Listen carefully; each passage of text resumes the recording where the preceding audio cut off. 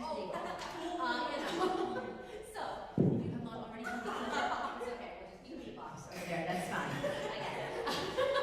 She's upstaging me already. Okay, so Beth Leavel is a Tony Award-winning stage and screen actor who has just been finished up her 15th Broadway show, which was Stephen Sondheim's old friend, for her performance as a title role in The Drowsy Chaperone. She received a Tony, a Drama Desk, an Outer Critics Circle, and LA Drama Critics Awards. So she has been lauded many times and been nominated as well, received Tony, New York Outer Critics Circle, and other nominations for her roles as Dee Allen in The Prom. Yeah. Yes. Florence Greenberg in Maybe It's You as That's well. a story. Okay. And on Broadway, Beth has also originated many, many roles, including the Duchess in Lempica, June Addams in Bandstand, Emily in Elf, Mrs. Bixby in The Civil War, and Tess in Crazy for You. Other Broadway credits include Donna Sheridan in Mamma Mia, Frau Brücher, anyone got that? Somebody need to do it, in Young Frankenstein. If you know, you know, maybe you're too young to know. Okay, Dorothy Brock in The Revival of 42nd Street, Ellie in Hal Prince's Showboat, and her Broadway debut was as Anytime Annie in 42nd Street. So other New York credits include Lucille in New York City Center Encore's production of No No Nanette, as well as the off-Broadway productions of Lone Star Love and Standing on Ceremony, The Gay Marriage Plays. Regional theater, she's done it, she's been there. She has performed some of the most iconic roles in musical theater, from Mama Rose and Gypsy at the Muni, Dolly Levi in Hello Dolly at Cape Playhouse and the Muni, Sally Adams in Call Me Madam at Lyric Theater of Oklahoma, The Witch in Into the Woods at Pittsburgh CLO, and Miss Hannigan in Annie at the Paper Mill Playhouse. So she also starred as Miranda Priestley in the Chicago premiere of The Devil Wears Prada, and has been a very, very popular cabaret artist, selling out shows at 54 Below and other venues around the country. She has also done numerous commercials and TV and film roles, including Ghost of Christmas Always, The Bite, The Walking Dead World Beyond, and the final episode of ER. She holds an MFA and an honorary PhD from the University of North Carolina, Greensboro. And also married with 2 lovely children. Yes, indeed. Please welcome the very accomplished and wonderful Beth Leavel. It is an absolute thrill to have you. Forgive me for my notes. No. All right. So let's start with the beginning. You did not come from a showbiz family. I did not. No. So when did the theater bug hit? I was born in Raleigh, North Carolina. The theater bug, I didn't know what theater was. My father worked for Coca-Cola Bottling Company, and my mother was a housewife and a florist. And then my father got an upgrade and became, you remember Mad Men? He became like the Don Draper, except he didn't sleep around. So, became the Don Draper of WRL, an ABC affiliate in Raleigh, North Carolina. And so we didn't have, theater was not on their radar. You know, my second husband, Adam Heller, who's done 8 Broadway shows, his parents went to theater every weekend. So he went it's like in his DNA. And it is what it is. I can't change my past. But so I finally, my senior year in high school, my best friend said, "Why don't you audition for the spring musical?" Which is like, I don't know what you're really talking about. And she said, it was Brigadoon. I know, it was beautiful. And she said, it's a great way to meet guys.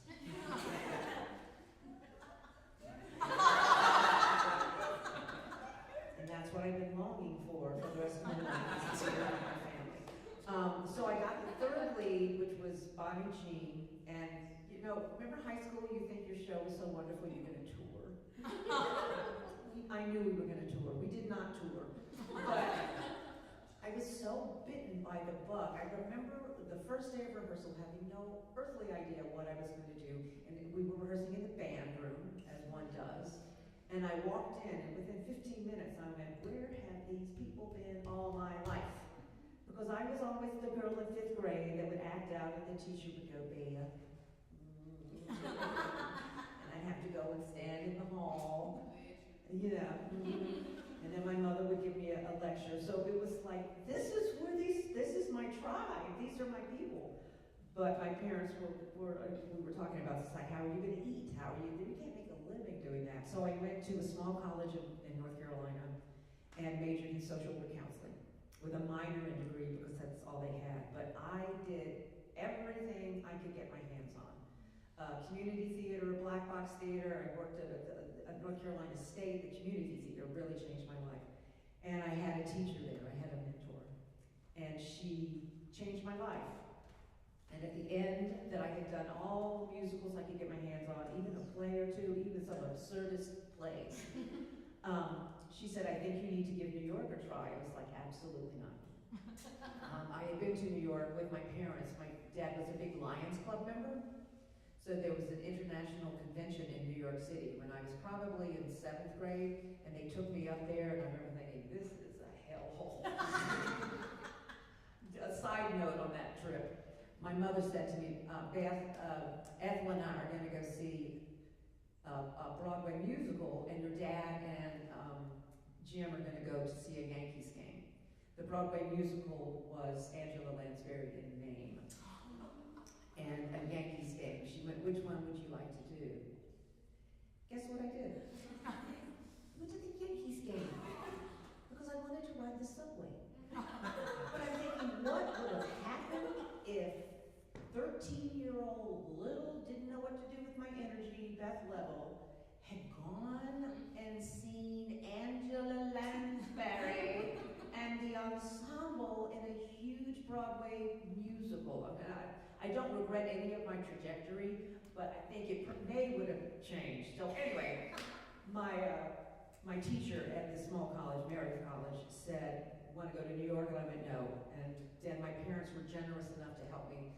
I went in, I have an MFA in acting and directing from the University of North Carolina at Greensboro. And when I was there, I was like, this is what I'm doing for the rest of my life.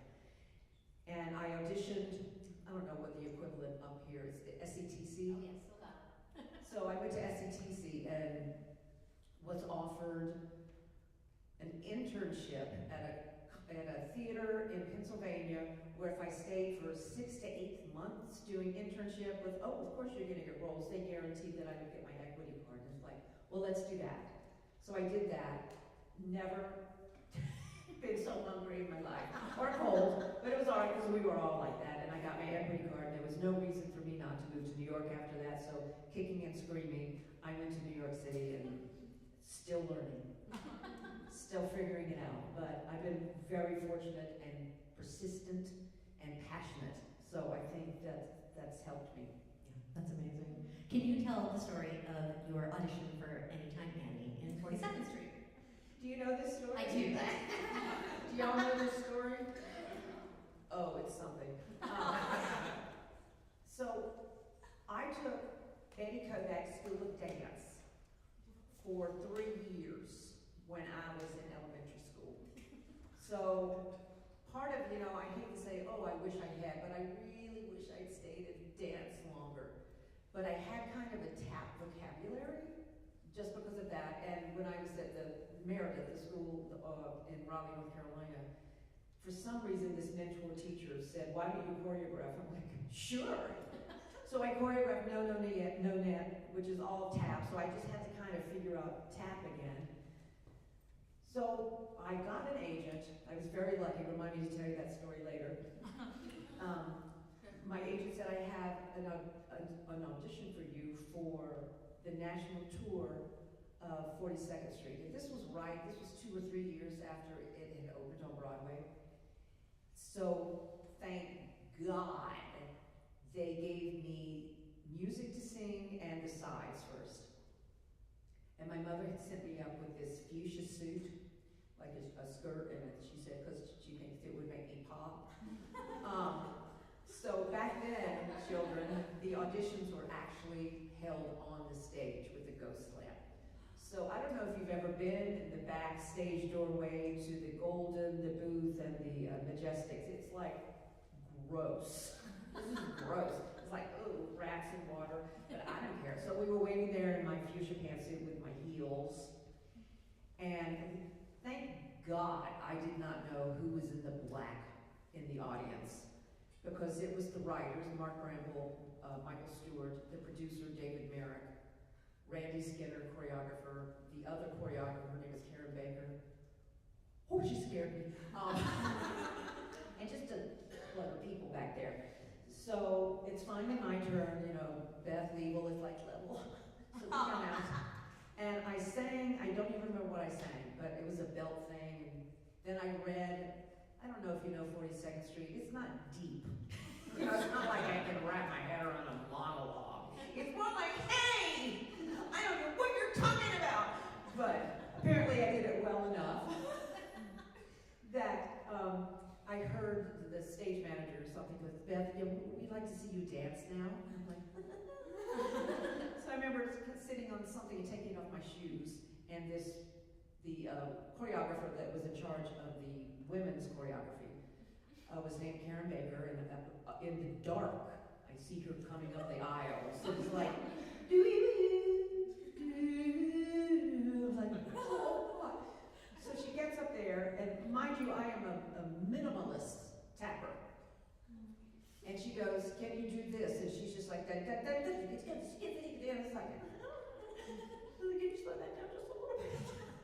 So it was way out of my wheelhouse. And so, that's right, I may have had a Walkman on me.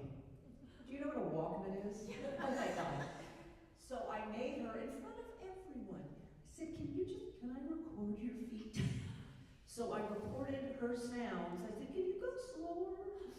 And she looked at me afterwards and said, you have 7 days to learn this routine. If you learn this routine, it's pretty much, she said, you have this job. So my first husband at the time had moved to New York from Oregon, and he was much more of a dancer than I was. And so I rented a studio in New York called Harlequin Studios, where it's very interesting. You go, it's like right in the middle of Hell's Kitchen, when Hell's Kitchen was really Hell's Kitchen. And there were 2 staircases that you weren't really sure you were ever going to make it alive up the stairs. And there was one door here, and I went in this door here, and I walked up, and it was like, wow! And it was a gay porn shop. So now we've been Facebook friends forever. But I went up the other stairs, and on a crooked thing, I worked my butt off trying to learn this combination. And I did. I came back to the callback, and they offered me the role on the spot. But then she had to make fun of, she showed me how bad I was at the audition. I was like, hey, I'm gonna get better. But I have never had to work so hard in my life to learn a skill that wasn't very natural to me. But I was on the road for 6 months. The role opened on Broadway of Anytime Annie. They asked me to come to the Broadway, join the Broadway company, and I stayed with that for 4 years. And I could tap after that. But only my stuff. I can do it now in bank lines. People look at me and it's like, it's like, stop it. It's like, sorry. But so that was my Broadway debut. Bam.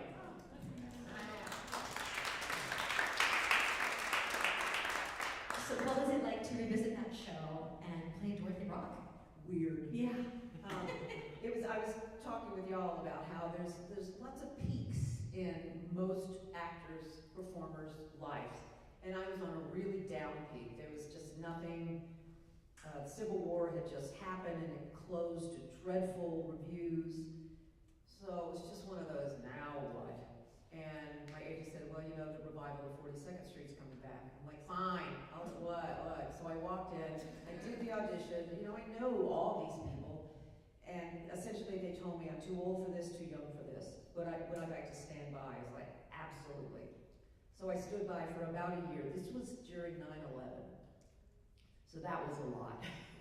And then when Christine Ebersol left to do another job, they offered me the role. So I played Dorothy Brock for about a year and a half, long enough to have a vacation set.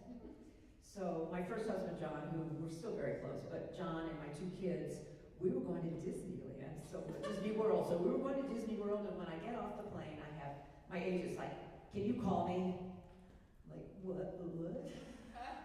So I call him, And he's like, I just want you to know this before you read it in the papers, that you're not going to be continuing with Dorothy Brock because they're going to hire Shirley Jones. Because you know who Shirley Jones is? You will, Google. Because they want a celebrity. So this was right after we walked into Disney World. I was like, put it down! We're not buying! You can't have the Goofy! We're not eating! But if that hadn't happened, if I hadn't lost that role, I'm not sure Drowsy Chaperone would have happened. So there you go. So how about the Drowsy Chaperone story? I'm How about it came so around? bored by the time I get off this. No, So again, it was like after 42nd Street, that was fun. There was a drop in work. That's when, you know, thank God for regional theaters. I learned so much from them. I think that's when I did I did something. Oh, Little Night Music at Pittsburgh. Just opportunities that you don't get on Broadway, which is such a gift to go out and play roles that you wouldn't normally be cast in. So I came back from that. It was really slow. It was really, really slow. And that's when I started thinking, oh, I have kids. Like, what's gonna happen next? And this sounds so cheesy, but the phone rang.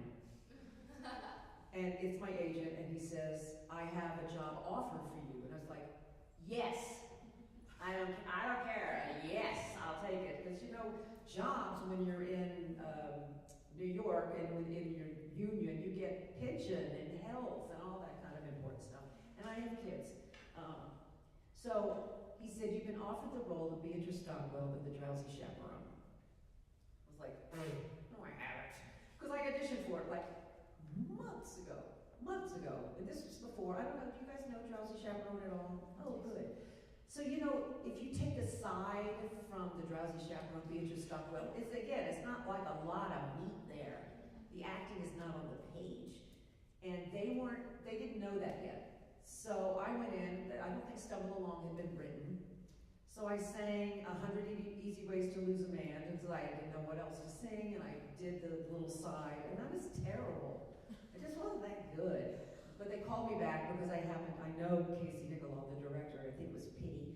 And so I came back and I did it again, and time went by, and this never happens, but because he's a pal, Casey called me and said, I'm so sorry, it's not gonna go your way. I mean, I completely understand. I said, I don't think I'm the one to bring this person off the page. Maybe someone older, and this was 20 or some years ago. He said, yeah, man. He said, so they went to LA to look for someone to play what I like to call my role. And they auditioned, let me see how many of these people you know. Eartha Kitt. Because Eartha and I are always up for the same She always gets my parts. Tina Louise. Oh, wow. Yeah. Gilligan's Island. Ginger. I'm always up against parts with her too. And you won't know this, but maybe some of my peers would. Joan Van Ark from Knots Landing. So I could see the type they were going with, these diva TV people. None of them worked out. They came back. Apparently, the rumor has it, I really don't want to know, but rumor has it, they offered it to someone, the person accepted it, but then later changed their mind because my character at the time didn't come on until page 35. And she felt like that's what her career did not need that. She needed something like what the role became.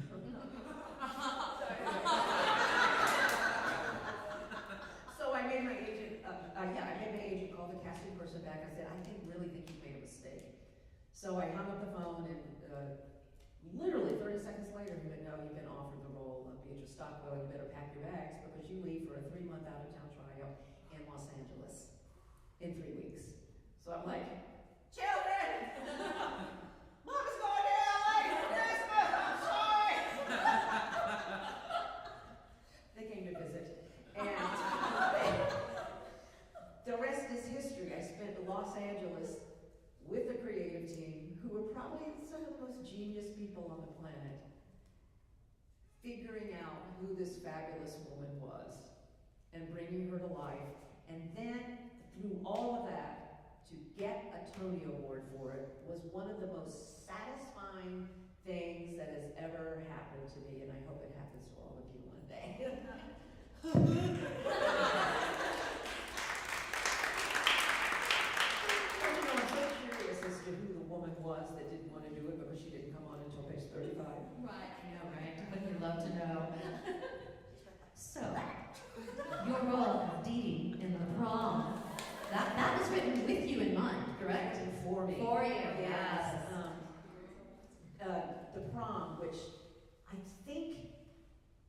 Drowsy Chaperone, actually right above Drowsy Chaperone, is one of the proudest things I've ever done in my life.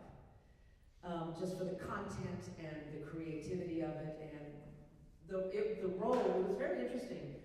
It was 8 years until we got an out-of-town tryout at the Alliance in Atlanta.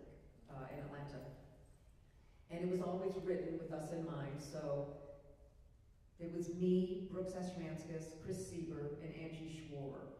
And it's so interesting because Casey and the creators are talking about, we need that, someone like Angie Schwarber for Angie. Let's just, why don't we get Angie Schwarber? So the four of us, we call ourselves the olds, because everyone else was like, your age. It's like, to build that character and to build that show, I just saw it again 3 nights ago at my community theater where I live. I surprised them at the end. And it amazes me that sometimes what we have the privilege to do can truly change lives. I remember that in Atlanta, particularly because of the themes. For a while, like the tour, I think, went to Oklahoma and half the audience left during intermission.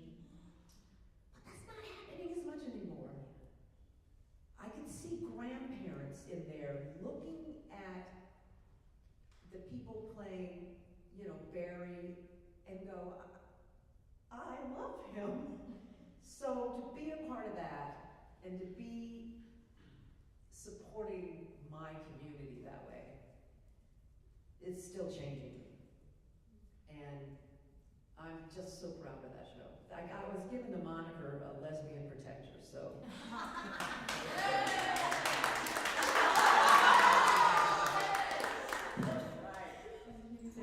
You have had the opportunity to originate so many roles. Oh, that's so good. What is that experience like? Never have to hear, well, it's usually in this key, that's not right. So everything is written in your key, for one thing, like with Prom and Drowsy, I know her power note's a C sharp. So that's what everything is written to. If you ever get a chance to look at the score, the pianist score of the Prom, during Ladies Improving, it says the tempo, just a la level. I think actually means overacting, but whatever. Big hand gestures. So it's just a thrill that your DNA is everywhere.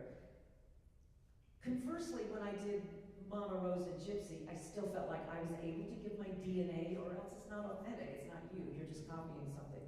But to have it written for you, and written for your comedy, and written for your timing, it's really a privilege. The experience of working on a new work, right? And I think, again, when audiences see it, they don't know how much it's been through before it gets to that stage, right? Exactly. And how long a process that is. So can you talk a little bit about the process? And you've been in shows that were giant hits, but then also some that didn't catch fire with audiences or critics. And do you know when you're rehearsing if it's a hit or it's not? Sometimes, rarely. I'm such a half full kind of person. I'm so go, that I always feel like the show I'm going to be in is going to be the greatest hit ever. I have to. Or why am I doing it? Maybe I didn't feel that way about Civil War, but that's kind of But sometimes you can see the writing on the wall because there was way too many chiefs. So I thought, this is not going to work. Anyway, but a show like Prom was definitely, but it went through, it had to evolve. It had to find its heartbeat, it had to find its tone and its truth, and that's what ended up on Broadway. That's what it's great to go out of town so you can fix those. Well, your audience tells you what works, what doesn't work, what is awful, what's fantastic, and then they can go back to the drawing board. But I can't tell you how many, y'all know what 29-hour readings are? When it's a new kernel of a project and they call you and they just want you in the room, the equity allows you to be in the room for a week. Can't work more than 29 hours. And usually the creatives can hear it the first time or sung the first time out loud, and then they go back and fix it. And the next step is workshop is 3 weeks, where sometimes it depends on what your creatives want. I finished one last week called Alice in Neverland. And they completely staged Act 1 with everybody off book and mimics of costumes and kind of a thrown together piecemeal of what the set would be. And then Act 2 was a concert version. And then you invite every producer you know, hoping someone will write a check. And that's it. That's the gamble. Like, okay, so we'll see what happens. I played the Queen of Hearts. And we'll see what happens. There's another show that the Drowsy Chaperone Prom team have been working on called, don't tell anybody, it's called Horrible People. That is one of the funniest musicals I have ever read in my life. And we're doing another 29-hour reading in May. This has been on the boards for 9 years already. So I'm just hoping I don't die before it, because it's really funny. And I'm always playing like the diva bitches. Well, yeah, that sounds Because that's the fun part. But I do it well, apparently. Anywho. stages of life, you know. Actually, they get the best song, you know. That's right. Can you talk a little bit about Sondheim's Old Friends? Oh yes, that was a fascinating experience. It was for many reasons. It was in London. Bernadette and Leah started it over there, and the cast was all from the UK. And apparently it went pretty well. And do you know the producer Cameron McIntosh? Little shows like Phantom and Les Mis. So my agent goes, yeah, the Cameron's wanting for you to come in and audition. I'm like, do what? I'm kidding, I have no problem auditioning. So, because he doesn't know me, you know what I mean? So I walk in and he wanted me to learn Ladies Who Lunch, which I already kind of knew, but not in long term. So I walk in and there's a whole lot of people at wherever, Telsey Studios. So we did some small talk, sang Ladies Improving. I do that all the time. Sang Ladies Who Lunch. And he was very complimentary to me. And he stood up and he said, you know, darling, I've heard this song 12,100 times. And you know when you're sitting here, you actually hear it again for the very first time. And I thought that was one of the greatest compliments ever. And you know what I said to him? And you know when you hear a comment coming in the back of your head, it's like, don't do it, don't. I leaned right over to him and said, well, now we have to make out.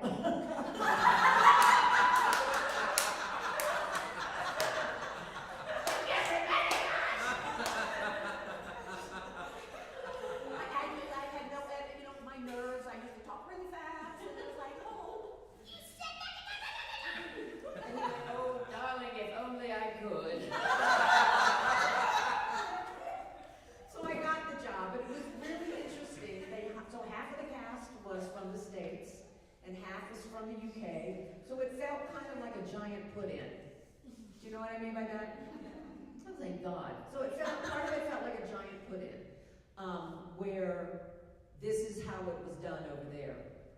But they slowly started, it's like, here, Beth, here's your martini glass for Ladies Who Lunch. And I went, can I do it without a martini glass? And it was like, sure, darling, go ahead and try it. And that's how it ended up. They let me do Ladies Who Lunch in my version of it. Because I wasn't contracted to fulfill a story arc. You know, it was kind of taken out. So we did that, and Bernadette and Leah are lovely. But one of the things that we didn't realize, and note to self, always go ahead and read that contract. Go ahead and read it to the last page. At the very end, which my agents possibly alluded to, but I was too busy going, oh gosh, I have to go back to LA again. It says on the bottom, all cast will be responsible for covering every other role. I'm like, what? So doing rehearsal, and it's Sondheim. It's not like you're singing row, row, row your boat. So everyone in the company covered every other song, except for Bernadette, who said no. She said, I don't know. I was like, good for you. I'm not Bernadette Peters. So I had to learn, and they kept going. I was covering Bernadette, a lot of her stuff, and something else, I don't remember. But, blank to that. All the creators were like, you'll never, Bernadette never, ever misses. Ever, ever. You'll never go on. You'll never go on. I'm like, guess how many times I went on?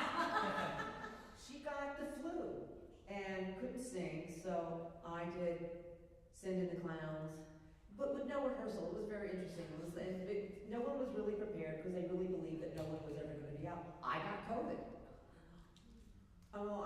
So it was really, that's kind of what I'm thinking about when I think about old friends. People like, put this on. It's like, but to be immersed in the world of Stephen Sondheim, because I've never done a show of his on Broadway, I've never met him. To be immersed in his language, to be immersed in his genius, and to hear Bernadette's stories, and to hear people that it kind of changed my life. So now my new cabaret act is called Beth Leavel Sings Stephen Sondheim. Or it's called Seriously Sondheim, because no one ever thinks I'm going to sing Sondheim. It's like, seriously Sondheim. No, seriously. So that, it was a true blessing for me to be immersed in that pool. Even though I had to go on and burn out without any rehearsal. Well, I think the people in this audience have some questions, potentially. Skylar, will you be our microphone person? Thank you. This little button to pop on there. Hi, Skylar. Okay, so if you have a question, raise your hand. Let's start with Jalen there. Okay, thank you. I will just say before this that Jalen reached out to me. And is there any way at all, Beth Leavel is my idol, and is there any way at all that I can ask her like a question at some point? I'm like, yes. So here you go. Everyone but you. You don't even have your mic. I can hear you. Okay, awesome. The subject line to that was all caps Beth Leavel. By the way, in case you were wondering. So I guess you could say I'm a fan. Your work has impacted who I am. Oh my artist. Not to be sappy, girl, but I do not think I would be here if I do not think I would be here. Let me tell you that much. So I'm wondering, you have established yourself as an artist in the industry. Obviously, you have your shtick, you have your thing, and what is your advice to, especially women who are character actresses and stuff like that, who you have to kind of pave your way to be your own person, but you also have to fit in where you're needed and take what roles you can and fit into other people's kind of viewpoint of what they want. So what is your advice for establishing yourself as your own, but also just surviving in the industry as it is? Because you want to work, I hear you. To me, there is nothing more important than being your authentic self. I mean, what else are we going to be? We're going to fake it? I've done that before. It's really satisfying. You all right there? The roles usually played by Skylar. Just kidding. And it took me for a while in my career to become a la Level. But I truly don't think I can come into a room, I'm just talking about auditioning. I don't think I can bring anything else into the room except me. So if that works for you, great. If not, and I will take direction from it, can you do this? But I just think to thine own self be true, and you just keep going on the path that you're going. And then, what's your last name? Zos. Then it'll be a la boss. That means knowing when you walk into an audition that you have something that shows me why I'm going to have to cast you in this role. Your material, your work. Every once in a while, someone with a long time ago, they go, could you sing soprano? And I would do it as a comedian, because I'm not a soprano. But know who you want to bring into the room, and then I would throw everything you have up against the wall and see what sticks. That's what Casey says I do in rehearsals. I don't edit. I just like, let's try this, like, and because it's a safe room, which you don't always do. But now at this point in my life, it's like I only want to be in safe rooms where they let me come in and make mistakes. I want to be able to just really fail, and then learn from that and go to the other side. I can't even begin to tell you the struggle we had with the opening number of Prom. Because if you don't like those people, if you don't like the olds, you don't have a show. And that's partly writing, partly in the writing, partly in directing, partly in what the tone that we have set. That really has nothing to do with this question. But anywho, yeah, I just say you keep to thy own self be true. But be sure that we see what's true when you walk into the room, because you only got like, you know what I mean, 16 bars or whatever horror it is now. Are you a belter? Duh. I wish you all the success. Thank you. Any questions? Yes. I think I fixed it. Hi, my name is Miranda. I really don't know how to phrase this. I'll try my best. But as a person that has had so many like big roles in general, and sometimes you have originated them, or other people have like done it after you, how have you found yourself like coping or trying not to compare yourself or trying to like copy in some way, or like even like after like Meryl Streep did your same role, and like did people compare you, and how did you cope with that? Because I feel like a lot of times as young performers, the famous, it's like, oh, don't compare yourself, but it's like, okay, you can tell me that. How do I do it? I don't know. So yeah. Let me clarify your question just a little bit. Are you asking me how do I respond when I see someone else doing a role that I've created? Not really. No. Yes, but at the same time, like as a character that you created, or Yes. also you doing a character that was already created. Like how? Oh, you mean like me doing Miranda Priestley? That was really hard. That was really, really hard. Not as an actor, well, that's not true.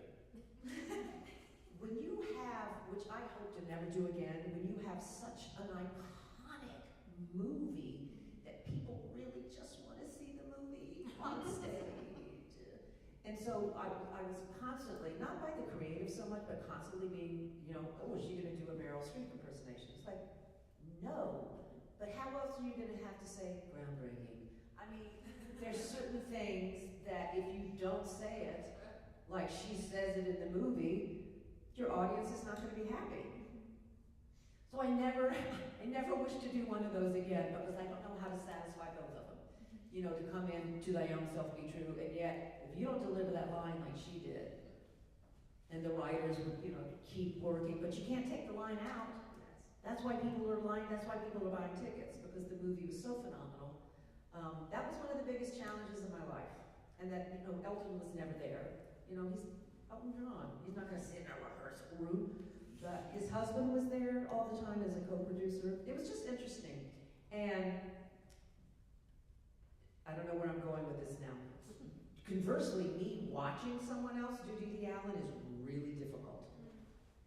But I have to let that go, because they didn't spend 9 years in a rehearsal room, and they need to bring To Thine Own Self Be True to Didi Allen. And there was one at the community theater I saw and went, that is brilliant. Why didn't I think of that? So I always, any artist on stage you have to give props to. And with me in the audience watching, that's just must have been a horror. Going back to Meryl Streep, she actually came, it was so interesting, we were in the middle of Prom, we were kind of a big hit, and people are saying, Meryl Streep, Nicole Kidman are in the audience. I'm like, oh my God, we're such a hit.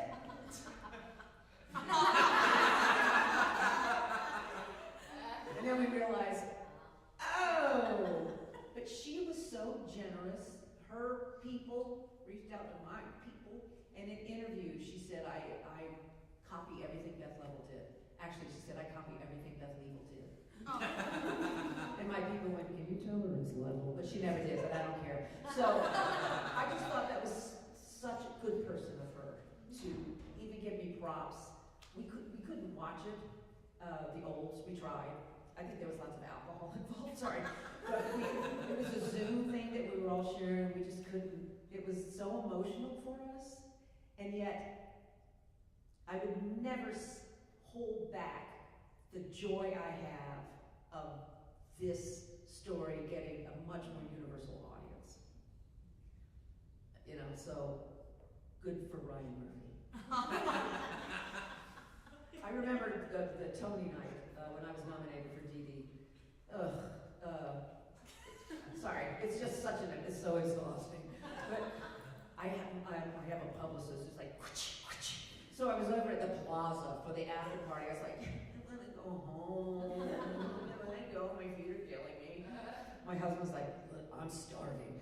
So as we're leaving the plaza, the doors are around, and it's like, hello, Ryan Murphy. And he literally, it was like, he took me and he went, it's like Judas. But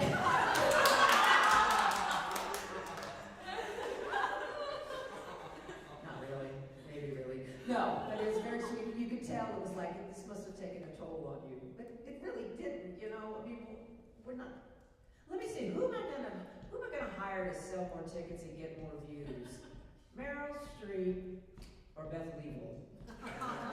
So, it's show business, particularly the land of television. And I'm so glad that prom got out there. I really am. Thank you. Okay. This is still living. Skylar! Oh, no, you're so good. It's all good. Hey, I'm Zoe. So you've been a part of really successful projects, but I do have a question about some projects that you feel like maybe didn't take off as well, like you mentioned Civil War, and when it's time to take a step away from the room. Just because I know I personally struggle a lot with wanting to put my all into every project that I've ever been a part of, but it can be so emotionally draining, physically draining. Right. And I know my limit, but I don't want to accept it because I want to put myself on the level of everyone else in the room. And you don't want to disappoint anybody. Right. Yeah. When you're in a Broadway show, you don't have that option. You have signed a contract. So you're stuck with it. And again, you know, if I say I did 42nd Street for 4 years, I had to figure out how mentally and emotionally to have self-care. If I'm in an early project, like it sounds like you're in a rehearsal room with something new and it's early, if it makes you uncomfortable, if it makes you anything, I don't think you're supposed to be in the room. Unless it's an obligation to something you're doing at school that it needs to be graded. But if it's, I don't think you would bring your best self to the room if you weren't happy or comfortable. And that doesn't have to be done in a negative, awful way. You can have a conversation with someone. It's like, why? I'm feeling X. What do you think? But sometimes not everything is great. I've been in a show where it was one of those 29-hour readings, so I was slightly offended by it. But again, I had committed to that work for a week. If the opportunity arose for me to go on with it, I would be able to say, I have conflicting schedules. That's a really good term. Oh, I think I have a conflicting schedule. But sometimes it's tough, again, because I'm Southern, not that that means it, but I'm like, I never want to hurt anybody's feelings, I never want to make anybody disappointed. But sometimes you have to take care of yourself. Listen to that. Thank you. You're welcome. Also, I can be wrong about all these things, just so you know. That caveat. I can be totally wrong. Hi, I'm Antonia. You mentioned talking about 42nd Street and that whole process and how you didn't think you were the person to bring the character to life, but then ultimately you were the person. You mean Drowsy Chaperone? Oh, Drowsy Chaperone. That's okay. That's okay. Yes. No, I apologize. Drowsy Chaperone. How? You have too many credits. It's hard to like keep them all straight. How was that process for you, and how do you go about like bringing a character to life, and especially in characters that have been in revivals or been played by other people? How do you breathe your life into them? What's your process? Right. Let me talk about Drowsy Chaperone, because that's one I really can understand the answer to that. And I wasn't the only one that didn't know how to bring this character off the page. everyone kind of struggled with it. So the first thing we did when we hit Los Angeles was rehearsal 10 to 12 o'clock every morning. We watched films of that that time, just to understand the tone of the piece in the 30s, the late 20s. It was always truthful, just heightened. But once, Casey was from the beginning, once you start winking at it, once you start acknowledging it's funny, then it's not truthful anymore, and therefore your comedy's not truthful. Which is something I continue to learn. Have you ever had to do this, write a bio for your character? Biography? So we all had to write a biography, and I had no earthly idea. And it was just BS. It's like, Beatrice Stockwell's parents were very successful, pretty. It was just something to get on the page. There was nothing I could bring to the work. So we did this, we did this for 3 weeks. And the very last thing, Casey decided we were going to do theater games.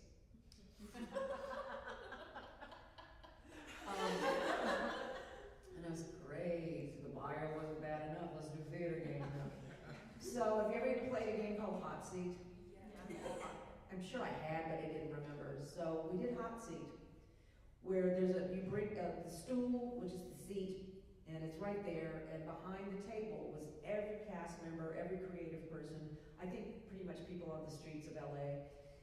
And they would fire questions out at you, and you would have to respond in your character, which is a challenge if you don't really know your character. But it's very informative, and so we did this for a week, and I just kept faking it. But this sounds so trite, but the last week, I think it was the last time we did it, it was like, here we go again. And it was my turn, and Casey from behind the table goes, ladies and gentlemen, Dame Beatrice Stockwell. And it's the first time he said Dame. It was like, oh shit, okay. So by then we were kind of, all of us exploring who everyone was, and I walked out to the seat, and the whole cast stood up, and the creators were like, bravo! Bravo! And I was like, oh, really, stop it, children. Really? And I went on, and I hit all the way down to the floor.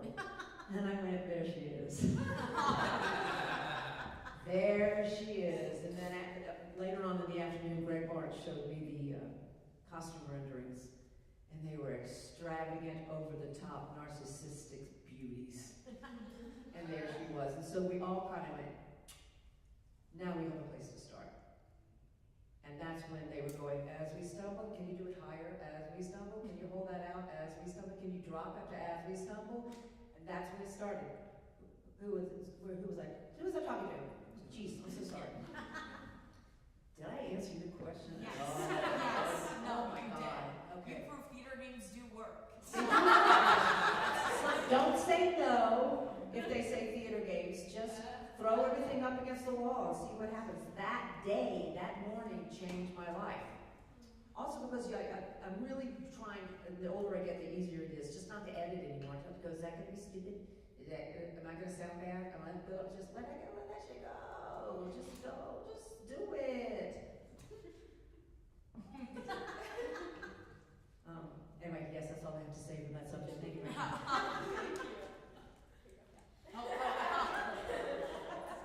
Oh, I turned it off, sorry. I can hear y'all.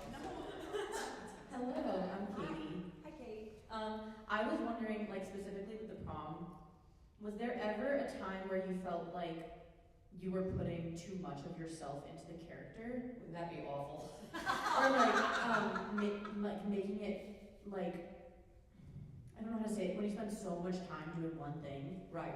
and being one specific person, did it ever feel like it was like succumbing your life? No. Because I found so much joy in this character, and there's a real separation between Beth and Dee Dee. Are there moments when Casey would say something like, you can't blah, blah, blah, blah, and I remember leaving the rehearsal room and having to pace Midtown, because I was so worried that I wasn't doing my job well enough. But I'm not an actor that if I'm on a set or anything has to be spoken to, and you didn't have to call me Dee Dee when I walked through that would be horrifying. But apparently, and we all have our evil twins, our alter egos, either one way or another. It's just fun to access those people that you're not really like, but you understand their language and tone, and it's fun to scream at people. But I never have a problem letting them go at night and going home and feeding my dog. Thank God. If I ever do that, I want you to call me and go, girl, this is show business, you know. But good question. And I haven't done a role for a long time, like Mama Rose and Gypsy. I can't imagine the toll that would take, like an Audra. You know what I mean? Doing that for so long.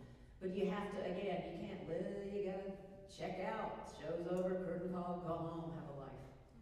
Talk to your friends. Sorry. I thought we were working our way down the road. No, I'm switching up my tactic. I'll okay. Sorry. I really connected with how you were talking about how you didn't start theater until your senior year of high school. I also had two parents who were not at all versed in this world. My dad didn't know what the Nutcracker was until this year, and I was like, how do you not? Anyways, that's not. But did you ever deal with imposter syndrome, especially with Deal with what? I'm sorry. imposter syndrome, like thinking that you weren't supposed to be there because you didn't know something that other people around you did. Especially. It's like, what time is it? And how did you deal with that? I constantly deal with that. We all deal with that. I don't know a single person that goes, that doesn't go, one day they're going to catch on. That I don't know what I'm doing, and I'm in the effing lucky club. I do it all the time, and then I'm proven wrong, and then I have to prove it again, and for me, and then I'm wrong. And I think it's such an unhealthy, natural part of what we do, and I know some people who don't have imposter syndrome, and I think they're weird. No. It's like, you have no self-doubt at all? And I do, I just look at them and go, can I have some of that, please? Just a drop of that confidence you have. But sometimes that's just not our DNA. You know, it depends on the voices that we had growing up, it depends on whatever. But just know that you are in a very popular club. Very popular club. And it's completely normal. Sometimes we just have to learn how to shut that off. I get asked a lot, kind of adjacent to that question, how do I deal with stage fright? And I say there's a dial. That's another thing I deal with. There's a dial that for stage fright. I can't go on stage unless I have some of that because I use it as fuel. If I don't have that fuel, I don't have the energy to care about and perform what I'm doing. It just when it becomes negative, when it consumes and takes your joy, then that's when you need to deal with it. So when your imposter syndrome starts taking your joy, you need to talk that out because that's not worth it. Because nothing we do should get in the way of our joy. We're so lucky to do something that usually gives us joy.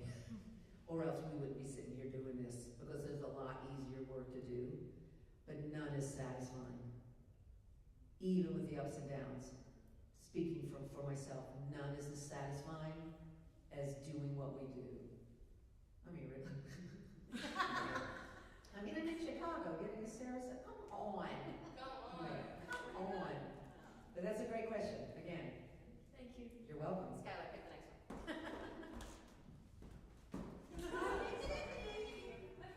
Oh my gosh, hi Beth Leavel. Shout out for being the lesbian protector. I didn't know that. Yeah, you got my back. Yeah, you're awesome. I have t-shirts. No, Sean. I have t-shirts. That's me as Dee Dee waving a trans flag, and it says, yeah, anyway, go ahead. Yeah, you're awesome. I was just wondering, so some of us are graduating in about 6 months, and which is kind of crazy and going into this world. Just any advice for young actors? I know that it's been a lot with talk of, showcase and things of that sort getting in your head. So What's different about you right now and me graduating as senior in college was there was no other opportunities for me except New York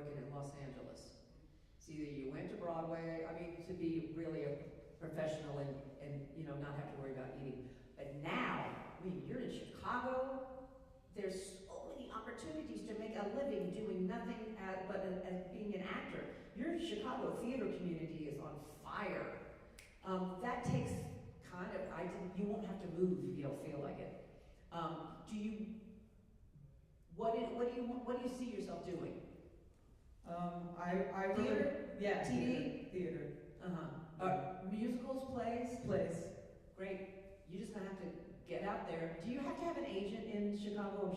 Oh, that's so. How do you know when auditions are in Chicago? Is there something online? Websites, Facebook groups, Great. websites. So my advice is you just have to put yourself out there every opportunity you get. I remember when I moved to New York, I lived on 45th and between 9th and 10th, which was scary. Scary. I didn't care. I lived on a 5th floor walk up. I slept on a couch. There was way too many roaches, and I always had to step over people that were shooting up. I was like, "How you doing, Betty? Good. So every Thursday, this is back in the dark ages, Backstage magazine would come out. Now it's online, but I would walk down the 5th. Hey, Betty. Walk down. I would go to a deli on the corner, and I decided since I was going to be an actor, I needed to start drinking coffee. And I get coffee with probably 3 sugars in it, and I would go, because I need to have more energy. I would go and I would find a place to sit, and I would take Backstage, and I would circle every possibility coming up. Mime True. I went to audition for a puppet show. I went to audition for, it brought me so much joy. Did I get any of them? No, not really. But I did a showcase, out of all of these things. Eventually, I did a showcase, which was a small musical. This was two or 3 months after I got there, based on Nancy Drew, and I played Consuelo, her sassy Hispanic neighbor. That was back in the days. And unbeknownst to me, thank God I didn't know, there were the audience. It was a small theater that they had rented out on Theater Row. The audience consisted of nothing but agents and managers and producers. And I had a song called My Life Has Been No Cama de Rosa. And it was really funny, and I belted, but I didn't think anything of it. The next day, I had so many offers from agents, and I went with my gut and went with this agent, and I have been with that same agent ever since. I've never had a relationship with a man longer than this agent. So you need to start circling the mime troops and the puppeteers and the showcases, and there's a ratio of something will hit, or you'll learn something about yourself, like, oh, I think I want to do musicals, or I want to do TV, or whatever. And you gotta just throw everything you have, stick it up against the wall, and see what happens. It's pretty exciting. I just hope you have plenty to eat. Trying. I hear you. Yeah, I hear you. Welcome to our. I kind of like that part of my life. It's like, yeah, I have bologna sandwiches a lot, but I didn't care. Really, good luck. Break a leg. I have a question. What advice do you have to sustain 8 shows a week for a long period of time? If I don't stay in 8 shows a week and get paid, I'll be fired. That's kind of a motivation. You know what I mean? And I also hear that if I don't want to do the role anymore, let me open the door. How many thousands of people would kill for this job? There's a time when which I've never done because I can't not give 110%. I just can't. It's more exhausting. But I think if I can't do it anymore, I give my notice. Hopefully I have something else coming on the other side, not that I'm just going to sit around and watch Netflix, which is nothing wrong with that actually. But I'm hoping that, here's another thing, sorry, I'm all over the map. I know that if I'm doing a show, it's a Friday night, there is at least one person in that audience that has never seen a Broadway show before, has never seen a show. And I have the opportunity to inform a life, particularly with like Dee Dee and those roles. I think it's challenging if you're in the ensemble, if that's not satisfying enough for you for 8 shows, and physically the stuff they do is just unbelievable. But you get paid, and you get life insurance, and you get pension, and you get health, and you get and you can eat. So I would stay as long, may you have this problem. May you have this Cadillac of problems. It's like, oh my God, I'm in this problem, do something else. I hope that happens for you. That would be awesome. But I like to work, so I think that helps a lot. And I've never been in a show that I was so miserable in that I should have left. The shows that I'm so miserable in closed. So it's like, thank you. That's terrible. Anyway, that's a great question. But I do hope, tell me when you get into 8 shows a week, tell me how that's going. I'll hit you up. Okay, because maybe you can tell me, I can pass it on, the information that particularly, we become families, you know what that's like. Your cast becomes your chosen family. So sometimes it's not leaving the show, sometimes it's leaving like pals. It's like, I'm not gonna see your dog anymore. That was one of the upsetting things about Old Friends. We knew Old Friends was closing, but 3 of us shared a dressing room, and she had her service dog. Just miss the dog so much. Wah wah. That's a great question, Scott. I'm sorry I don't know everybody's name. Hey. So actually this is perfect because you were mentioning chosen family. I have a question. How do you balance having a family of your own and having kids with the business? That's a great question. I get asked that a lot. I wouldn't be able to do one without the other. My family keeps me grounded, even in the bad times, meaning our divorce and all that kind of stuff. If I didn't have that for me, this is just speaking for me, that normalcy, I really wanted a family. I really wanted kids. I really wanted a house. I wanted 9,000 pets. That gave me the sense of Beth that let me do 8 crazy shows a week. And I always was able to come back to them. Was it always easy? Absolutely not. Babysitting was a disaster sometimes. Right. But my first husband was a stay-at-home dad a lot, and my first son has some special needs. So, but I remember carpooling. We moved to New Jersey pretty quick after TJ was born, my oldest, because we just needed a cheaper school system, because it's expensive to go to kindergarten in Manhattan.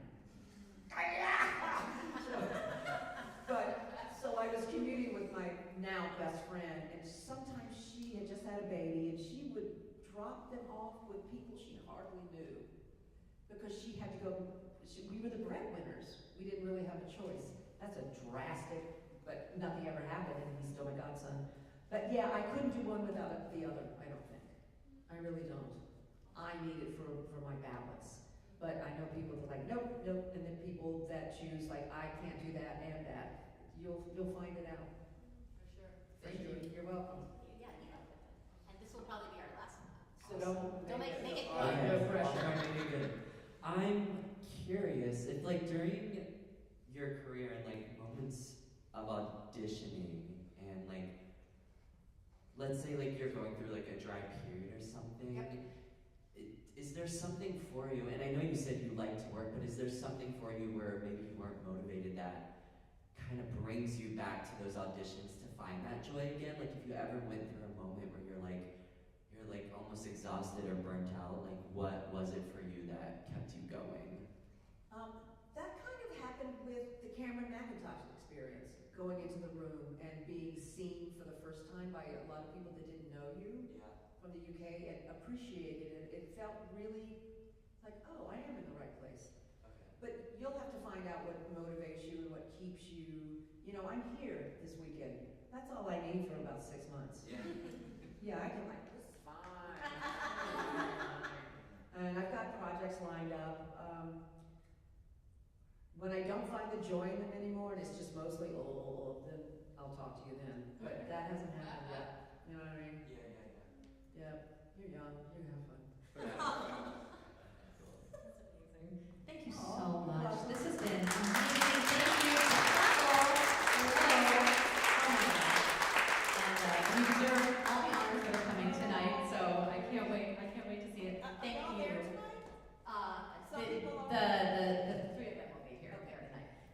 thank you all for coming. Thank you for your great questions. Good luck. And have a great Monday. All right. Thank you. Oh, one more thing. My acting, now I'm turning on. My acting teacher in New York said, I took acting for like a semester. I adored this man. But one of the best things he ever said to me, besides, don't be so big, was leave yourself alone. And that kind of resonates with me. It's like, when you get in your head, you get an imposter syndrome, you're worried about your nerves, you're just like, leave yourself alone. That's taken me a lifetime to do and continue to do, but it's kind of a nice thing when you're just like feeling or feeling imposter, or feeling like I am overwhelmed. I'm just leave yourself alone. Do your work. Be an artist. It's a privilege. Yeah.